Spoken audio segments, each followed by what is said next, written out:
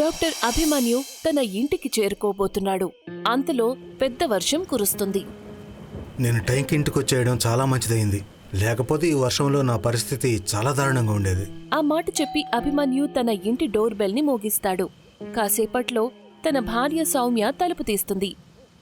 ఎప్పుడు నువ్వు లేటుగా వస్తావు, కాని ఇవాళ సరిగ్గా టైంకొచ్చావు. వర్షం గురించి నీకు ముందే కబురందిందా? అభిమన్యు నవ్వుతూ తన ఇంటి లోపలికి వెళ్ళిపోతాడు. తన భార్య సౌమ్యతో ఇలా అంటాడు. నేను కూడా ఇది ఆలోచిస్తూ ఉన్నా, సరైన టైంకి ఇంటికి వచ్చాను అని. లేకపోతే ఇంత చలిలో ఈ వర్షం వల్ల దారుణమైన పరిస్థితి వచ్చేది నాకు. సరే, నాకు భోజనం పెట్టండి. కాసేపటి తర్వాత అభిమన్యు భోజనం చేసి తన రూంలో నిద్రపోతూ ఉంటాడు. అర్ధరాత్రి సమయంలో చాలా పెద్ద ఉరుముల శబ్దానికి అభిమన్యుకి మెలకువ వస్తుంది. అభిమన్యు లేచి కూర్చుంటాడు. బహుశా ఈవేళ ఈ వర్షం ఎవరి ప్రాణాలు తీసేటట్లుంది. ఇంకా ఆగలేదు. అప్పుడే అభిమన్యు చెవులకు డోర్ బెల్ శబ్దం వినిపిస్తుంది. ఇంత రాత్రి వేళ ఎవరొచ్చుంటారు? ఆ మాట చెప్పి అభిమన్యు నెమ్మదిగా నడుచుకుంటూ తన ఇంట్లోంచి బయటికి వెళ్తాడు. అభిమన్యు చూసేసరికి తన ఇంటి బయట ఒక అందమైన అమ్మాయి నిలబడి ఉంటుంది. తను వర్షంలో తడిసిపోయుంటుంది. ఎవరు నువ్వు? నేను ఒక బాటసారిని. నాకు చాలా అన్యాయం జరిగింది. నువ్వెవరైనా సరే ముందు లోపలికి రండి. పెద్ద వర్షం కురుస్తుంది. బాగా చలిగా కూడా ఉంది. నువ్వు ఇప్పటికే తడిచిపోయావు. ఆరోగ్యం పాడవుతుంది. లేదు, నేననుకున్నా సరే లోపలికి రాలేను. ఇప్పుడు ఈ చలి వర్షం వల్ల నాకెటువంటి తేడా ఉండదు. నీ పేరేంటి? నీకీ పరిస్థితి ఎందుకొచ్చింది? మీ హాస్పిటల్లో పనిచేసే భైరవ్ అనే వ్యక్తి దయలేనివాడు, క్రూరుడు. రేపు మీరతన్ని కలిసినప్పుడు అతనితో చెప్పండి, నేనతని మీద తప్పకుండా పగ తీర్చుకుంటానని. అభిమన్యు అమ్మాయితో ఏదో చెప్పబోతాడు. అప్పుడే తన భుజం మీద వెనక నుంచి ఎవరో చెయ్యి వేస్తారు. అభిమన్యు ఎప్పుడైతే తిరిగి చూస్తాడో అప్పుడు వెనక తన భార్య సౌమ్య నిలబడి ఉంటుంది. తనని ప్రశ్నార్థకంగా చూస్తూ ఉంటుంది. నువ్వెవరితో మాట్లాడుతున్నావు? ఇంత రాత్రివేళ నువ్వు బయటేం చేస్తున్నావు? అరే సౌమ్య, నీకు అమ్మాయి కనిపించడం లేదా? నేను ఇందాకటి నుంచి చెబుతున్నా వర్షం పడుతుంది, ఏ సమస్య ఉన్నా సరే లోపలికి వచ్చి చెప్పండి అని.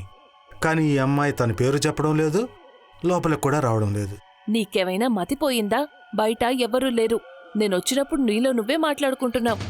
సౌమ్య మాటలు విన్న తర్వాత అభిమన్యు పూర్తిగా ఆశ్చర్యపోతాడు. అభిమన్యు ఎప్పుడైతే వెనక్కి తిరిగి చూస్తాడో అప్పుడు తన ముందు ఏ అమ్మాయి నిలబడి లేదు. నీకు కాలేదైనా వచ్చుంటుంది, లేదా భ్రమపడి ఉంటావు. అభిమన్యు వెంటనే తన భార్యతో లోపలికి వెళ్తాడు. నా మాటని నమ్ము. తను నా హాస్పిటల్లో పనిచేసే భైరవ్ పేరు కూడా చెప్పింది. హాస్పిటల్లో భైరవ్ యాక్సిడెంటల్ శవాలకు పోస్ట్ మార్టం చేస్తూ ఉంటాడు. ఇక పడుకో అభిమన్యు. ఎన్నిసార్లు చెప్పాను, హాస్పిటల్లో కొన్ని రోజులు సెలవు తీసుకో అని. మైండ్ రిలాక్స్ అవుతుంది. ఆ మాట చెప్పి సౌమ్య మళ్ళీ పడుకుంటుంది. అభిమన్యు రాత్రంతా ఆ అమ్మాయి గురించి ఆలోచిస్తూ కూర్చుంటాడు. మరుసటి రోజు అభిమన్యు తయారయ్యి హాస్పిటల్కి వెళ్తాడు. హాస్పిటల్లో అభిమన్యు తన క్యాబిన్లో కూర్చుని ఉంటాడు. అప్పుడే అక్కడికి డాక్టర్ నతాషా వస్తుంది. ఏమైంది డాక్టర్ అభిమన్యు? మీ మొహంలో అలసట కనిపిస్తోంది. ఏదో రాత్రంతా మీరు నిద్రపోలేదు అనిపిస్తోంది. నువ్వు చెప్పింది నిజమే డాక్టర్ నతాషా. నిన్న రాత్రి పడుకోనిది మీరొక్కరే కాదు. నిన్న రాత్రంతా వర్షం కురుస్తూనే ఉంది. బహుశా మన నగరంలో 95% జనాలు పడుకుని ఉండరు. ఎనీవే, నేను మీకు ఒక విషయం చెప్పాలి. నిన్న రాత్రి మీరు వెళ్లిన తర్వాత రాత్రి 8 గంటలకి హాస్పిటల్కి ఒక అమ్మాయి డెడ్ బాడీ వచ్చింది. తను చాలా దారుణమైన పరిస్థితుల్లో ఉంది. అది చూస్తేనే ఆ అమ్మాయిని ప్రాణాలతో ఒక ట్రక్ ముందుకి విసిరేశారనిపించింది. ట్రక్ తనని గుద్దేసినట్టుంది. దీని గురించైతే మనకి పోస్ట్ మార్టం చేసిన తర్వాతే కదా తెలుస్తుంది. అప్పుడే అభిమన్యు మైండ్లో ముందు రోజు రాత్రి వచ్చిన అమ్మాయి గురించి గుర్తొస్తుంది. అభిమన్యు వెంటనే డాక్టర్ నతాషా వైపు చూసి ఇలా అంటాడు. భైరవ్ ఎక్కడా? మీకు తెలుసు కదా డాక్టర్, ఆ వేస్ట్ ఫెలో భైరవ్ సగం టైం మత్తులోనే ఉంటాడు. తను రావడానికి వెళ్లటానికి అసలు టైమింగే ఉండదు. హాస్పిటల్ తనకి వ్యతిరేకంగా ఎందుకు యాక్షన్ తీసుకోలేకపోతోందంటే తను ఈ హాస్పిటల్లో గత 20 ఏళ్లుగా శవాలకు పోస్ట్ మార్టం చేస్తున్నాడు. నాకు తెలుసు. అతను తనకున్న ఈ ఎక్స్పీరియన్స్ని అవకాశంగా తీసుకుంటున్నాడు. మరొక విషయం డాక్టర్, నిన్న రాత్రి వచ్చిన అమ్మాయి డెడ్ బాడీ ఒక పోలీస్ కేసుగా మారింది. పోలీసులేమంటున్నారంటే ఆ అమ్మాయికి పోస్ట్ మార్టం ఒక సీనియర్ డాక్టరే చెయ్యాలి అని. హాస్పిటల్ తరపున మీకు ఆర్డర్ ఇచ్చారు ఆ అమ్మాయికి పోస్ట్మార్టం మీరు చెయ్యాలి అని. ఆ మాట చెప్పి డాక్టర్ నతాషా అక్కడి నుంచి వెళ్లిపోతుంది. డాక్టర్ అభిమన్యు భైరవ్ కోసం తన క్యాబిన్లో కూర్చుని ఎదురు చూస్తూ ఉంటాడు. రాత్రి 10 గంటలవుతుంది. కాని భైరవ్ హాస్పిటల్కి రాలేదు. తన నంబర్ కూడా ఆఫ్ అని వస్తోంది.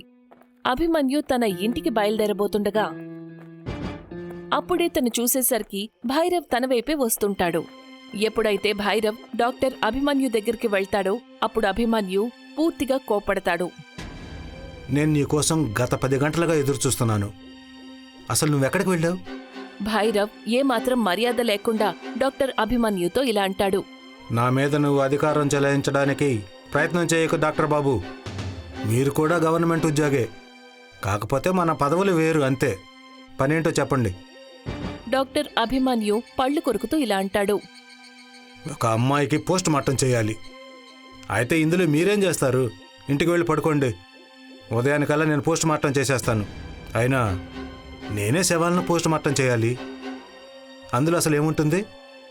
సుత్తితో కొట్టి తలను తెరవాలి, కడుపు చిల్చి పేగులని బయటకు తీయాలి. ఇంకా చాలు పిచ్చివాగుడాపు. ఇలా చూడు భైరవ్, నిన్న ఒక అమ్మాయి డెడ్ బాడీ వచ్చింది. నాకు ఆర్డర్ వేశారు తన పోస్ట్ మార్టం నా ముందే జరగాలి అని. సరే మీ ఇష్టం, కానీ ఆలోచించుకోండి. పోస్ట్ మార్టంను చూడాలంటే మీకు చాలా ధైర్యం కావాలి. ఒకవేళ కళ్ళు తిరిగి పడిపోతారేమో. అలా జరిగితే హాస్పిటల్ వాళ్ళు నన్నే తప్పు పడతారు. కాసేపట్లో డాక్టర్ అభిమన్యు భైరవ్తో పాటు పోస్ట్మార్టం రూంలోకి వెళ్తాడు. ఎందుకనో అభిమన్యు గుండె ఎక్కువగా కొట్టుకుంటూ ఉంటుంది. అభిమన్యు చూసేసరికి పోస్ట్మార్టం హౌస్లో ఒక అమ్మాయి బాడీని ఉంచుతారు. తన మొహం మీద తెల్ల బట్టను కప్పేసి ఉంచుతారు. అప్పుడే అభిమన్యు మైండ్లోకి నిన్న రాత్రి జరిగిన సంఘటన గుర్తొస్తుంది. అభిమన్యు భైరవ్తో ఇలా అంటాడు. నిన్న అర్ధరాత్రి సమయంలో మా ఇంటికి ఒక అమ్మాయి వచ్చింది. చూడ్డానికి చాలా అందంగా ఉంది. తను ఏమందంటే నువ్వేదో తనకు అన్యాయం చేశావట. భైరవ్, నిజం చెప్పు, అసలు ఏం చేశావు? అభిమన్యు మాట వినగానే ఉన్నట్టుండి భైరవ్ పూర్తిగా కంగారు పడతాడు. కాని కాసేపట్లోనే తనకి తాను ధైర్యం చెప్పుకుంటాడు. కోపంలో అభిమన్యుతో ఇలా అంటాడు. మీ పనేదో మీరు చూసుకోండి డాక్టర్. నిన్న రాత్రి అసలు నేను ఈ ఊళ్ళోనే లేను. ఆ మాట చెప్పి డాక్టర్ అభిమన్యు ఆ అమ్మాయి శవం మీద నుంచి తెల్ల బట్టను తీస్తాడు. కాని ఆ అమ్మాయి మొహం చూసి అభిమన్యు కళ్ళు భయంతో అలాగే ఉండిపోతాయి. ఎందుకంటే శవం అదే అమ్మాయిది. ముందు రోజు రాత్రి అభిమన్యుని కలవడానికొచ్చిన అమ్మాయిది. అభిమన్యు వణికిపోతూ తనలో తను ఇలా అనుకుంటాడు. ఓ మై గాడ్, ఇదెలా సాధ్యమైంది? డాక్టర్ నతాషా చెప్పింది కదా, తన శవం నిన్న రాత్రి 8 గంటలకు ఇక్కడికి వచ్చిందని. ఒకవేళ చనిపోతే మరి అర్ధరాత్రి వేళ నన్ను కలవడానికి ఎవరైతే వచ్చారో వాళ్ళెవరు? అప్పుడే అభిమన్యు దృష్టి భైరవ్ మీద పడుతుంది. అతను పూర్తిగా వణికిపోతూ ఉంటాడు. ఉన్నట్టుండి ఆ అమ్మాయి శవం తన కళ్ళు తెరుస్తుంది. నెమ్మదిగా లేచి నిలబడుతుంది. గాయాలతో ఉన్న శరీరం, బయటికి వచ్చిన కాళ్ళు చాలా భయంకరంగా కనిపిస్తాయి. ఉన్నట్టుండి తను భయంకరమైన గొంతుతో అభిమన్యుతో ఇలా అంటుంది. నిన్న రాత్రి నేను మా ఇంటికి వెళ్తూ ఉన్నాను. ఈ భైరవ్ తాగిన మత్తులో తప్పుడు ఉద్దేశంతో నన్ను నిర్మానుష్యమైన చోట పట్టుకున్నాడు. అతను అనుకున్న పనిని పూర్తి చెయ్యలేకపోయేసరికి అతను నన్ను ఎంతో వేగంగా వస్తున్న ట్రక్ ముందుకు తోసేశాడు. ఆ ట్రక్ నన్ను గుద్దేసి వెళ్ళిపోయింది. ఆ తర్వాత తను నా శవం దగ్గరకొచ్చి ఎలాగో తనకి పోస్ట్మార్టం నేనే కదా చేస్తాను అన్నాడు. ఆ మాట చెప్పి ఆ అమ్మాయి భైరవ్ వైపు సీరియస్గా చూస్తుంది. నన్ను క్షమించు, నన్ను క్షమించు, నన్ను క్షమించు. నీకు వేరే వాళ్లకి పోస్ట్మార్టం చేయటం అంటే చాలా సరదా కదా. ఇవాళ రాత్రికి ఒక పోస్ట్మార్టం కాదు, 2 పోస్ట్మార్టమ్స్ అవుతాయి. ఒకటి నాది, ఇంకొకటి నీది. అప్పుడే భైరవ్ శరీరం పూర్తిగా ఉబ్బిపోవడం మొదలవుతుంది. కాసేపట్లో భైరవ్ కళ్ళు 2 పేలిపోతాయి. భైరవ్ ప్రాణాలు పోతాయి. భైరవ్ ప్రాణాలు కోల్పోగానే భయంకరంగా కనిపించే ఆ అమ్మాయి తన స్థానంలో ఎలా పడుకుంటుందంటే ఏదో తనసలు లేవనే లేదు అన్నట్టు. ఆ భయంకరమైన దృశ్యాన్ని చూసి డాక్టర్ అభిమన్యు పోస్ట్మార్టం రూంలోనే స్పృహ తప్పి పడిపోతాడు. మరుసటి రోజు ఉదయం అభిమన్యు కళ్ళు తెరవగానే తనంతాను తన ఇంట్లో ఉన్నట్టు గమనిస్తాడు. అక్కడ తన భార్య ఒక పోలీస్ ఆఫీసర్తో నిలబడి ఉంటుంది. తనని ఏమీ అర్థం కానట్టుగా చూస్తూ ఉంటుంది. మేము మీరు స్పృహలోకి రావడం కోసమే ఎదురు చూస్తున్నాం డాక్టర్ అభిమన్యు. నాకొచ్చిన రిపోర్ట్ ప్రకారం మీరు భైరవ్తో పాటు నిన్న యాక్సిడెంట్లో చనిపోయిన అమ్మాయికి పోస్ట్మార్టం చేయడానికి వెళ్ళారు. కానీ ఉదయం హాస్పిటల్ వాళ్ళు చూసేసరికి భైరవ శవం అదే అమ్మాయి పక్కన చాలా భయంకరమైన పరిస్థితిలో పడుందట. మీరు కూడా స్పృహ లేకుండా పడున్నారు. అసలు పోస్ట్మార్టం హౌస్లో ఏం జరిగింది? పోలీస్ ఆఫీసర్ మాట విని పోలీస్ ఆఫీసర్కి జరిగిందంతా చెప్తాడు. నాకు తెలుసు ఇన్స్పెక్టర్, మీరు నా మాటని అబద్ధం అనుకోవచ్చు, కానీ దయచేసి నమ్మండి, నా ప్రతి మాట నిజమే. అభిమన్యు మాట విన్న తరువాత ఇన్స్పెక్టర్ దీర్ఘాలోచనలోకి మునిగిపోతాడు. నేనైతే నీ మాటను నమ్ముతున్నాను డాక్టర్. బహుశా భైరవ్ చేసిన పనికి శిక్ష పడినట్లుంది. అప్పుడప్పుడు మనం చూడగలిగిన విషయాలు మనం చూడాల్సి వస్తుంది. ఎనీవే, నేను ఈ కేసు ఫైల్ని క్లోజ్ చేస్తున్నాను. ఆ మాట చెప్పి పోలీస్ ఆఫీసర్ అక్కడి నుంచి వెళ్ళిపోతాడు. అభిమన్యు అదే రోజు డాక్టర్ వృత్తిని మానేస్తాడు. తను ఆ ఊర్ని కూడా వదిలి వెళ్ళిపోతాడు. ఇవాళ్టికి ఆ భయంకరమైన సంఘటన గుర్తొస్తే అతను భయంతో వణికిపోవడం మొదలు పెడతాడు.